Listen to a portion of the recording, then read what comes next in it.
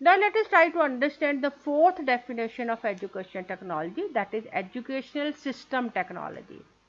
It is the meaning as per the system developers, यानी system developers education technology को जो मायने देते हैं, जिस रूप में इस्तेमाल में लाते हैं, that is educational system technology. Before we study educational system technology, let us try to understand who are educational system developers. The educational system developer is concerned with designing and development of computer software systems based on mathematics and scientific principles. यानी educational system developer कौन है? वो लोग हैं जो कि ऐसे computer software systems को डिज़ाइन या डेवलप करते हैं जो कि मैथमेटिक्स और साइंटिफिक प्रिंसिपल पर बेस्ड हैं. और इनको इस्तेमाल किस लिए लाया जाता है? एजुकेशनल सिस्टम जो बनाए जाते हैं उनको ज़्यादातर सेल्फ लर्निंग और टीचिंग के लिए यूज़ किया जाता है, लेकिन इसके साथ साथ इनको और कई कामों के लिए, जैसे डाटा मैनेजमेंट है या पेरेंट फीडबैक मैकेनिज्म है, उसके लिए भी प्रयोग में लाया जाता है. देखा जाए तो एजुकेशनल सिस्टम डेवलपर कोई नई चीज़ नहीं है. सिंस अर्ली 40s जब अमेरिका ने ऐसे फ्लाइट सिमुलेटर्स बनाए जिससे बेहतर तरीके से फ्लाइट ट्रेनिंग दी जा सके, तब से educational system developers they are producing such methods और such system with which education can become easy. और आजकल अभी बहुत एडवांसमेंट हो गया है इसमें, और कई तरह के complex online learning platforms are being used. Simple से सिंपल एग्जांपल में जैसे ई लर्निंग प्रोग्राम्स हैं, for example micro learning based mobile apps हैं, मैसिव ओपन ऑनलाइन कोर्सेज हैं जिनको मूक्स कहा जाता है. ये आजकल बहुत ही कॉमन है, और आजकल हम instead of carrying heavy text books we want to carry them in mobile devices. तो ये जो सभी तरह के जो तरीके हैं जिससे एजुकेशनल सॉफ्टवेयर सिस्टम्स बनाए जाते हैं, that is called as function of system developers. तो इसमें एजुकेशन सिस्टम ऐसे भी हो सकते हैं जो एडमिनिस्ट्रेशन में हेल्प करें, जो ऑपरेशंस में हेल्प करें, या एक्स्ट्रा म्यूरल कोर्सेज में हेल्प करें. एक्स्ट्रा म्यूरल कोर्सेज होते हैं वो कोर्सेज जो कि किसी यूनिवर्सिटी या किसी कॉलेज या किसी एजुकेशनल एस्टेब्लिशमेंट की चार दीवारी के बाहर चलाए जाते हैं. यानी इसके लिए लर्नर को उस यूनिवर्सिटी में आने की ज़रूरत नहीं है, वो कहीं और बैठ के भी उस कोर्स को पढ़ सकता है. जैसे डिस्टेंस लर्निंग के कोर्सेज हो गए, बहुत सारे ऑनलाइन कोर्सेज हैं जो आप बिना यूनिवर्सिटी के बिल्डिंग के अंदर जाए हुए भी पढ़ पाते हैं. These are called the extra mural courses. Similarly ये यूज़ किए जाते हैं अल्टरनेटिव एजुकेशनल सिस्टम्स को डेवलप करने के लिए. अब ये अल्टरनेटिव एजुकेशनल सिस्टम्स क्या हैं? अल्टरनेटिव मतलब विकल्प देना. बहुत सारा हमारा जो एजुकेशन है that is as per the traditional system of education, जिसमें बच्चे स्कूलों में, कॉलेजेस में, यूनिवर्सिटीज़ में जाके पढ़ते हैं. लेकिन कभी सिचुएशन ऐसी हो जाए, जैसे अभी पेंडेमिक के कारण ऐसा हो गया, स्कूल कॉलेजेस बंद हो गए, तो उसके कारण हमें नए विकल्प या नए अल्टरनेटिव खोजने की ज़रूरत पड़ी जिससे एजुकेशनल प्रोसेस को चलाया जा सके. For example home based learning है, या और कई तरीके के non traditional, non conventional, non standardized methods हो सकते हैं जिससे लर्नर ट्रेडिशनली स्कूल या कॉलेज में जाए बिना भी लर्निंग कर सकता है. या ऐसे लर्नर्स भी हो सकते हैं जिनकी ज़रूरतें ट्रेडिशनल स्कूल्स में पूरी नहीं हो सकती. जैसे किसी का कोई ऐसा हैंडीकैप हो सकता है, कोई ऐसे अंडर अचीवर्स हो सकते हैं जो कि नॉर्मल स्कूल्स में या रेगुलर स्कूल्स में नहीं पढ़ पाते. तो इनके लिए हमें स्पेशल एजुकेशन की ज़रूरत है.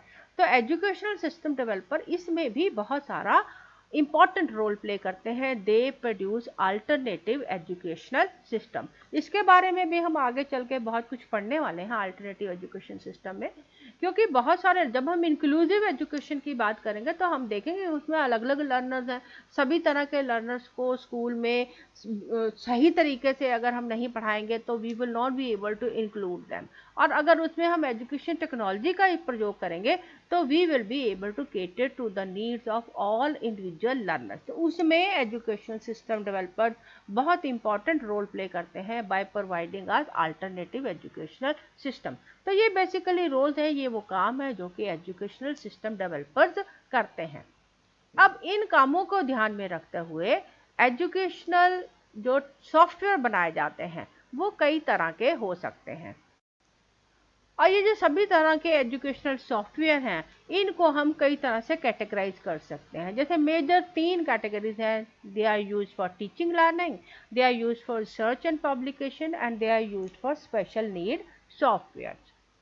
यानी ऐसे एजुकेशनल सॉफ्टवेयर जो टीचिंग और लर्निंग में हेल्प करते हैं, ऐसे सॉफ्टवेयर जो रिसर्च और पब्लिकेशन में हेल्प करते हैं, और ऐसे सॉफ्टवेयर जो कि इंडिविजुअल्स की स्पेशल नीड्स के को ध्यान में रख के बनाए जाते हैं। टीचिंग लर्निंग में बहुत सारे एजुकेशनल सॉफ्टवेयर अवेलेबल हैं, जैसे ऑथरिंग सिस्टम है।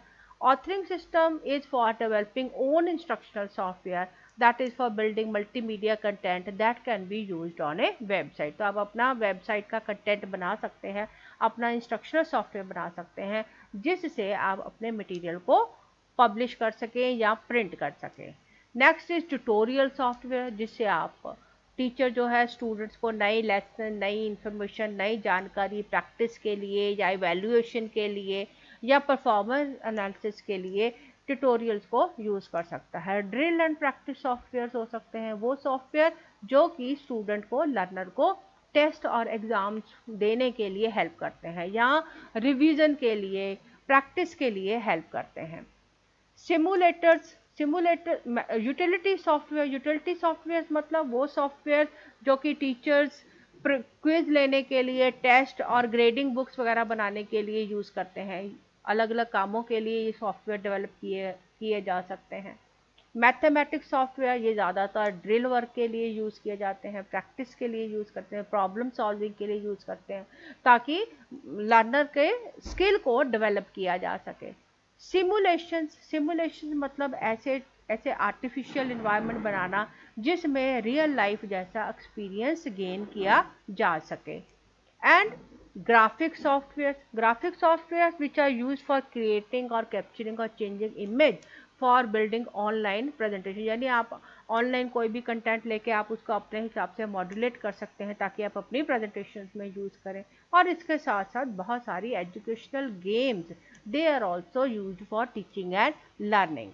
तो गेम्स को अगर हम एजुकेशन में इंटरेक्शन में यूज़ करें और गेमिंग को एजुकेशन के साथ कंबाइन कर दें, so that can be very useful and effective for younger children, because games उनको ज़्यादा मोटिवेट करती हैं। Next is for research and publication. As far as research and publication is concern, a lot of data will be required for in the form of encyclopedia और atlas और dictionary या research का data आपको चाहिए होता है, तो ये सारा भी रेफरेंस सॉफ्टवेयर के थ्रू आपको मिल सकता है। And desktop publishing is very commonly used now, that is used for creating and designing newsletters, handouts, flyers, और इसमें बहुत सारा पब्लिकेशन का वर्क हो सकता है। आजकल तो इतना ज़्यादा यूज़फुल है कि माइक्रोसॉफ्ट ऑफिस और एडोब का जो बेसिक नॉलेज है वो आजकल सबके लिए लगभग ज़रूरी ही हो गया है। Next is special needs software. ये वो सॉफ्टवेयर हैं जो असिस्ट करते हैं, हेल्प करते हैं, जिससे आप स्पेशल नीड वाले लर्नर को भी बेहतर तरीके से सिखा सकें। इसमें कई तरह के स्पेशल नीड सॉफ्टवेयर आ जाते हैं, जैसे स्पीच सिंथेसाइजर्स हैं और कंप्यूटर के रीड अलाउड सॉफ्टवेयर्स हैं, मल्टीमीडिया सॉफ्टवेयर्स हैं, जिससे आप अलग अलग तरह के लर्नर्स की जो भी आपकी ज़रूरत है उसके अनुसार उनको कस्टमाइज कर सकते हैं। इनके बहुत सारे फ़ायदे हैं। ये आपको कंटेंट को ऑर्गेनाइज करने में हेल्प करते हैं। ये आप सारे मटेरियल को क्लाउड बेस्ड LMS में आप स्टोर कर सकते हो, और इनमें से कई सिस्टम ऐसे हैं जिनको आप यूज़ करके स्टूडेंट की परफॉर्मेंस को ट्रैक कर सकते हैं, जैसे यूटिलिटी सॉफ्टवेयर हैं या मैथमेटिक्स सॉफ्टवेयर है, तो आप ध्यान रख सकते हैं कि कौन सा लर्नर कितना स्किल डेवलप कर रहा है। और इन सॉफ्टवेयर को यूज़ करने का सबसे बड़ा जो यूज़ है that is it reduces the cost. और क्योंकि ऑनलाइन कोर्सेज के लिए आपको बहुत बड़ी बिल्डिंग की ज़रूरत नहीं है, आप कम एक्सपेंसेस में सिर्फ एक कंप्यूटर की मदद से भी कोर्सेज स्टडी कर सकते हैं, तो इससे आपका कॉस्ट रिडक्शन होता है और टीचर पे भी वर्कलोड कम होता है कि ऑटोमेशन हो जाएगा, तो आपको बहुत सारा डाटा संभालने में आसानी होती है, आपके कई सारी जो एक्टिविटीज़ हैं वो ऑटोमेशन के द्वारा हो सकती हैं, and teacher they can concentrate on more on intellectual work rather than doing mandatory work. और जो गेमिंग है या ग्राफिक सॉफ्टवेयर है, ये बहुत इंटरेस्ट क्रिएट करते हैं स्टूडेंट्स में, एंगेजमेंट क्रिएट करते हैं, ताकि स्टूडेंट्स का परफॉर्मेंस जो है बेटर हो सके। जहाँ फ़ायदे हैं वहाँ कुछ नुकसान भी है। नुकसान ये है कि इससे स्टूडेंट की अटेंशन को बनाए रखना मुश्किल हो जाता है, और कई बार सही सॉफ्टवेयर को चुनना भी मुश्किल हो जाता है, क्योंकि अलग अलग स्टूडेंट की अलग अलग नीड्स हैं, तो उनको अपनी नीड के अनुसार सॉफ्टवेयर चुनने की ज़रूरत है। और इसके बावजूद भी कुछ लर्नर्स ऐसे हो सकते हैं जिनको हम स्पेशल नीड सॉफ्टवेयर में भी हेल्प नहीं कर पाते, जैसे कोई हियरिंग इम्पेयर्ड है या विजन इम्पेयर्ड है, तो वो हो सकता है कोई सारे ऐसे एजुकेशनल सॉफ्टवेयर हों जो उनके फ़ायदे को नहीं उठा पाते। तो अब हम आ गए definition of educational system technology के, that is the point of view of those who use it for development of system. For them, education technology is educational system technology. And what is educational system technology defined as? This concept pertains to functions like setting up, outlining, constructing and evaluating educational system. तो educational system technology क्या है? वो technology है जो ऐसे काम करती है जिससे हम एजुकेशन सिस्टम को सेटअप कर सकें, उसके ऑब्जेक्टिव्स को, उसके गोल्स को आउटलाइन कर सकें, और ऐसे सिस्टम्स बना सकें, डिज़ाइन कर सकें, और एजुकेशनल सिस्टम को इवेल्युएट कर सकें। तो वो टेक्नोलॉजी जो इन कामों में हेल्प करती है, that is called as educational system technology. Now we will study about the fifth definition of education technology, that is educational planning technology. Education में कई सारे ऐसे लोग हैं जो कि नॉन एजुकेटेड हैं, which are providing the planning as well as they are generating business out of education. These are the prime occupants of this field. Their belief in alternative opportunities of education is overshadowed by economic factors related to the role played by the educational planning. यानी दो लोग ऐसे हैं, दो group ऐसे हैं जो कि इकोनॉमिक फैक्टर्स के कारण और एजुकेशनल प्लानिंग के कारण एजुकेशन के फील्ड में है, और वो अलग तरह की टेक्नोलॉजी को प्रयोग में लाते हैं. तो उनके लिए एजुकेशन टेक्नोलॉजी क्या है? For them education technology is educational planning technology, यानी वो टेक्नोलॉजी जो वो प्लानिंग के लिए यूज़ करते हैं, that is called as educational planning technology. ये जो प्लानिंग है that is at supra institutional और नेशनल लेवल. सुपरा इंस्टीट्यूशनल मतलब अबव इंस्टीट्यूशन, इंस्टीट्यूशन से ऊपर वाले लेवल पे, यानी जहाँ पर इंस्टीट्यूशन में किस तरह का एजुकेशन होगा उसको प्लान किया जाता है, that is called as supra institutional level. Similarly national level पे कोई ऐसी प्लानिंग है एजुकेशन की, उसमें क्या टेक्नोलॉजी यूज हो रही है, that is called as educational planning technology. तो ये वो टेक्नोलॉजी है which is use by the planners, by the policy makers, by those who are making the guidelines for running the educational institution, that is called the educational planning technology. तो हमने पढ़े 5 different definitions, and these 5-fold meanings of education technology represent primary and central concept of education technology. तो हर जो definition हमने पढ़ी, हर जो meaning हमने पढ़ा, वो सब किसी एक सेंट्रल कॉन्सेप्ट पर बेस्ड है. अब ये जो सारे कॉन्सेप्ट हैं ये अपने आप में अलग अलग इम्पॉर्टेंट है, लेकिन ये सारे एक दूसरे के ऊपर भी डिपेंडेंट हैं.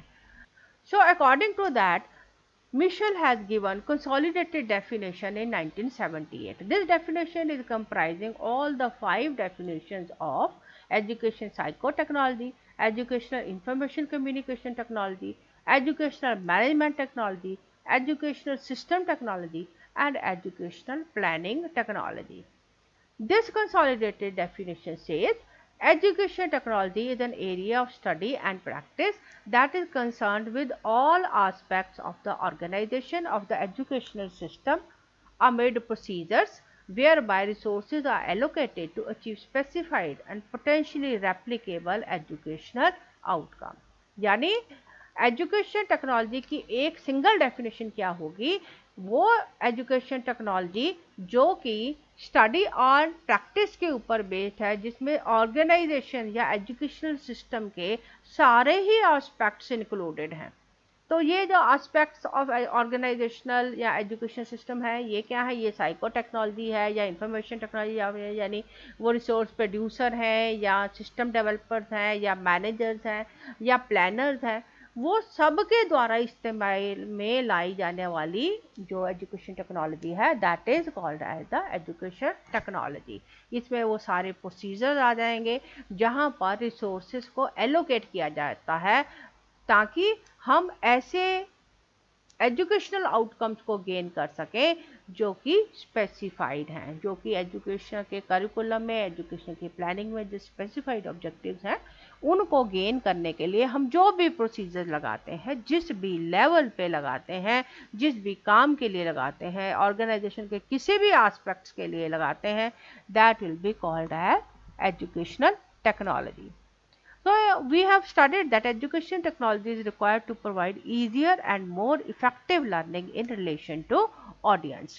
यानी मेन काम क्या है एजुकेशन टेक्नोलॉजी का, कि ये इजी और इफेक्टिव लर्निंग सिचुएशन प्रोड्यूस करे जिसमें जो ऑडियंस है यानी जो लर्नर है उसके इंटरेस्ट का ध्यान रखा जा सके, उसको कन्वीनियंट टाइम पे पढ़ाया जा सके और इफेक्टिव मैनर में पढ़ाया जा सके, यानी वो सब तरीके जिससे लर्निंग को इंटरेस्टिंग बनाया जा सके as per the time requirement, जो जिस समय पे लर्नर रेडी है पढ़ने के लिए उस समय पे पढ़ाया जा सके और इफेक्टिव मोड में पढ़ाया जा सके, that all technology is called as educational technology.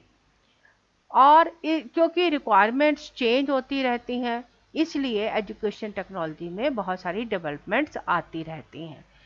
Development के कारण एजुकेशन टेक्नोलॉजी में चेंज होता है और एजुकेशन टेक्नोलॉजी में चेंज के कारण भी एजुकेशनल सिस्टम में डेवलप होता है। इसका मतलब है कि the fivefold meaning of education technology represent the primary and central concept of education technology and each step they can stand alone but they are integral part of each other. तो चाहे पांचों definitions अलग अलग में, पांचों functions अलग अलग में, पांचों मीनिंग्स अलग अलग में सेल्फ सफिशिएंट है, लेकिन ये सारे एक दूसरे के ऊपर डिपेंडेंट है।